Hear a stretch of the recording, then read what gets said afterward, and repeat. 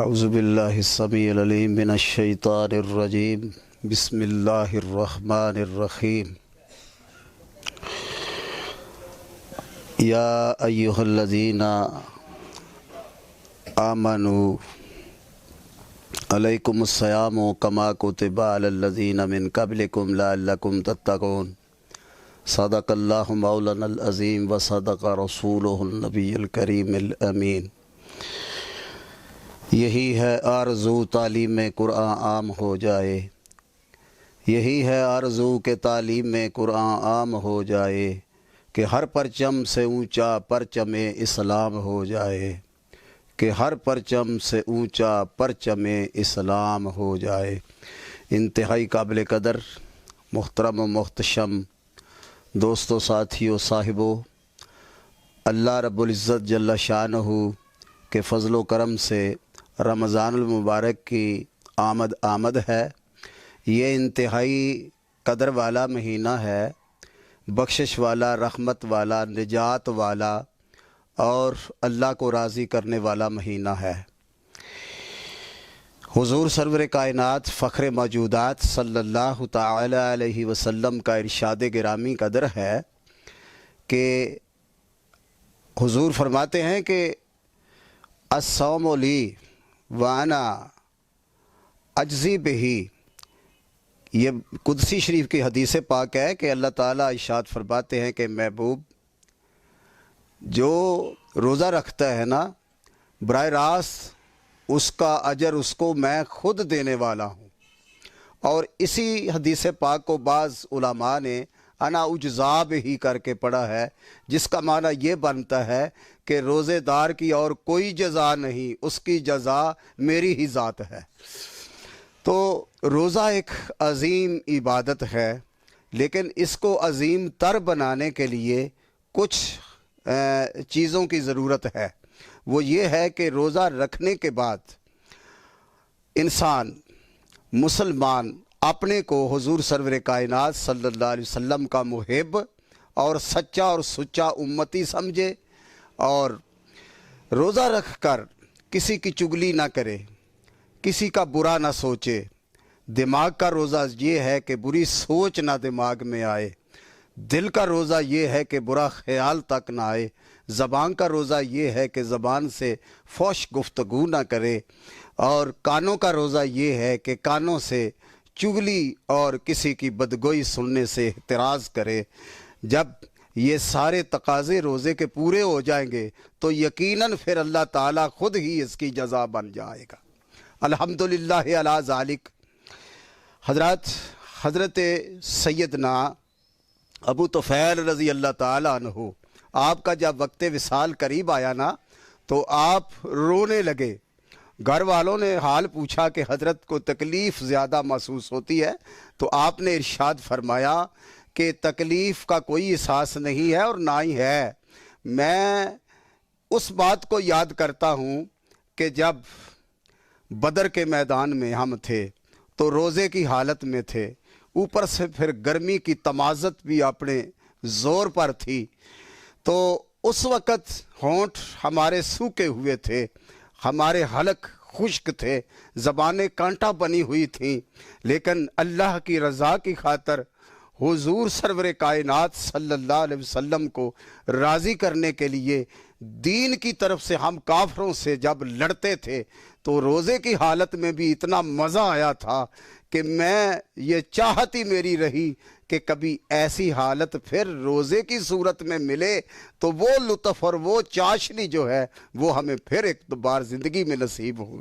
لیکن زندگی کا جو ہے وہ آخری لمحات ہیں، اور میں سمجھتا ہوں کہ میں دنیا سے دوبارہ اس سعادت کو حاصل نہ کر سکا۔ میرے صاحبو، یہ دیکھو صحابہ اکرام کا جذبہ کہ اسلام کے حمایت میں لڑنے پر کتنے وہ لوگ جو تھے وہ دلیر تھے، اور اپنی نہ بھوک کی پیاس تھی، نہ اپنے وطن کی کوئی طلب تھی، نہ اپنے باپ بیٹوں اور بچوں کسی چیز سے کوئی لگاؤ نہ تھا تو بس ایک ہی معاملہ تھا کہ اللہ کا دین رہ جائے اور اللہ کا رسول راضی ہو جائے۔ اپنی جان تک قربان کر کے بھی کہتے تھے کہ جان دی ہوئی اسی کی ہے، حق تو یہ ہے کہ حق ادا نہ ہوا۔ میرے عزیز، میری ایک گزارش اور بھی ہے، وہ یہ کہ روزے کی حالت میں کیا آگے پیچھے بھی کسی کی عزت کا مذاق نہیں اڑانا چاہیے۔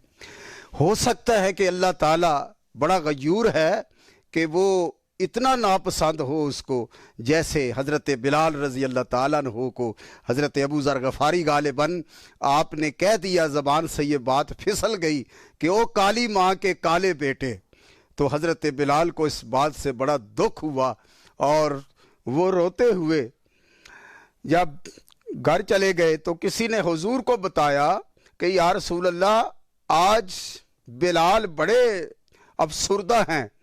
تو جب ماجرے کا پتہ چلا تو حضور نے ابو ذر غفاری کو بلا کر کہا، ابو ذر تجھے کس نے یہ حق دیا ہے کہ تو کسی کو کالی ماں کا بیٹا کہے؟ کیوں کہا تو نے؟ تو پھر اس کو اتنا احساس ہوا کہ وہ صحابی رسول حضرت بلال کے چوکھٹ پر گیا اور ان کے دروازے کے آگے اپنا سر رکھ کے آواز دی کہ اے بلال آؤ، میرے چہرے پہ اپنا قدم رکھ کے گزرو تاکہ میرا وہ گناہ معاف ہو جائے۔ اللہ اکبر۔ صحابہ اکرام رضوان اللہ علیہ مجمعین کی زندگی جو ہے ہمارے لیے مشعل راہ ہے۔ میرے عزیزو، ہو سکتا ہے یہ رمضان کا مہینہ ہمارا زندگی کا آخری مہینہ ہو، بلکہ ہر سانس کو آخری سانس جو سمجھے اس کو دین اور مسلمان کا مزہ بھی آتا ہے اور اسلام سے حلاوت بھی ملتی ہے۔ آج حقیقت بات یہ ہے کہ نفسانی خواہشات جو ہیں وہ ہم پہ اتنا غلبہ کر چکی ہیں کہ نہ تو نماز پڑھنے کو دل چاہتا ہے، نہ روزہ رکھنے کو دل چاہتا ہے، نہ کسی نیکی پہ دل جمتا ہے، نہ قرآن ہی سمجھنے اور پڑھنے اور تلاوت کرنے میں کوئی لطف اور مزہ آتا ہے۔ کیوں کہ نفسانی خواہشات جو ہیں انہوں نے ہماری روح پر قبضہ جما رکھا ہے۔ آؤ اس کا علاج رمضان المبارک میں بڑا آسان ہے۔ میرے دوست یاد رکھو، جب صبح آپ نماز پڑھے بغیر کام پہ چلے گئے تو شیطان کو راضی کر لیا اور رحمان کو ناراض کر لیا، اور پھر کسی کی چگلی کی، شیطان کو راضی کیا، رحمان کو ناراض کیا، پھر کام میں آپ ملاوٹ کرتے ہیں تو شیطان کو راضی کرتے ہیں، رحمان کو ناراض کرتے ہیں، ایک نمبر کام کو 2 نمبر کر کے رحمان کو راضی نہیں کرتے، شیطان کو کرتے ہیں اور رحمان کو ناراض کر لیتے ہیں۔ اس طرح آپ کی کیسے بخشش ہو سکے گی؟ آپ میرے دوست اپنے گریبان میں منہ جھانک کر دیکھیں، کیا قرآن کی تلاوت کرنے سے عزت نہیں ملتی؟ کیا اللہ کی بارگاہ میں سر جھکانے سے عزت نہیں ملتی؟ اللہ پاک فرماتے ہیں عز من تشاء و تذل من تشاء بیدک الخیر۔ اللہ فرماتے ہیں میرے ہاتھ میں تیری ذلت ہے، تیری عزت ہے، تو اللہ کی بارگاہ میں جھک، اللہ تجھے عزت سے سرفراز فرمائے گا۔ تو اللہ کا ذکر کر، اللہ دنیا میں تجھے غنی کر دے گا۔ تو اپنے دل دماغ کو پاک کر لے، اللہ تبارک و تعالیٰ کی ذات بابرکات تجھے جنت کے اعلیٰ مقام پہ فائز فرما دے گا۔ میرے دوست نفسانی خواہشات کا غلام نہ بن۔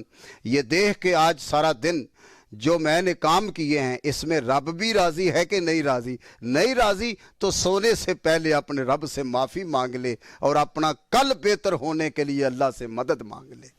انشاءاللہ پھر اللہ مدد کرے گا اور اچھے عمل کرنے کی نیت کر لے۔ حضور فرماتے ہیں نیت المومن خیر من عملہ، مومن کی نیت اس کے عمل سے بہتر ہوتی ہے۔ میری دعا ہے کہ اے میرے نبی کا امتی کہلانے والے، کل کو ایسا منہ نہ لے کے جانا حضور کے سامنے کہ شرمندہ ہو کے منہ چھپاتا پھرے۔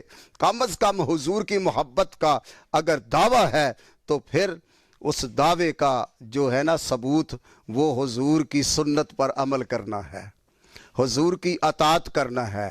لا الہ الا اللہ دعویٰ ہے، محمد الرسول اللہ اس کا ثبوت ہے۔ لا الہ الا اللہ محمد الرسول اللہ مسلمان ہونے کا دعویٰ ہے۔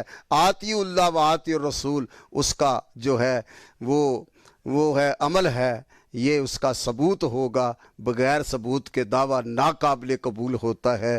میرے دوست رمضان المبارک کی آمد ہے۔ حضور فرماتے ہیں کہ جس نے سحری کھا کے روزہ رکھا تو سارا دن اس نے اپنی حفاظت کی اور شام کو اللہ کی رضا کے لیے روزہ افطار کیا تو اللہ تعالیٰ کا دست کرم روزہ افطار کرتے وقت اس کے سر پہ ہوتا ہے، اور یہ روزہ افطار کر رہا ہے، اوپر سے آواز آتی ہے میرے بندے مجھ سے مانگ لے جو مانگنا ہے، میں تجھے وہی کچھ عطا کر دوں گا۔ اور روزے دار کے منہ کی بدبو جو ہے یہ مشک عنبر اور کستوری سے زیادہ خوش تر ہے۔ فرشتے جو ہیں وہ کہتے ہیں یا اللہ وہ جنت میں ہم نے خوشبو نہیں دیکھی جو تیرے بندے کے منہ سے اس وقت خوشبو کے حلے آ رہے ہیں۔ اللہ فرماتا ہے فرشتوں آویں کیا ہونا، آج اس کے بھوکے اور پیاسے رہنے میں، اس کا حلق سوکھنے میں، اس کے ہونٹ جو سوکھے ہوئے ہیں، اس میں میری رضا کا نور پشیدہ ہے۔ یہ میری رضا کے لیے بھوکا پیاسا سارا دن اس نے گزارا ہے، اس لیے اس کے سانسوں میں نے جنت کے پھولوں سے بڑھ کر خوشبو پیدا کر دی ہے، اور جب قبر سے اٹھے گا تو پھر اس کے سر پر عظمت کا تاج ہوگا، پھر اس کی شان دیکھنے والی ہوگی۔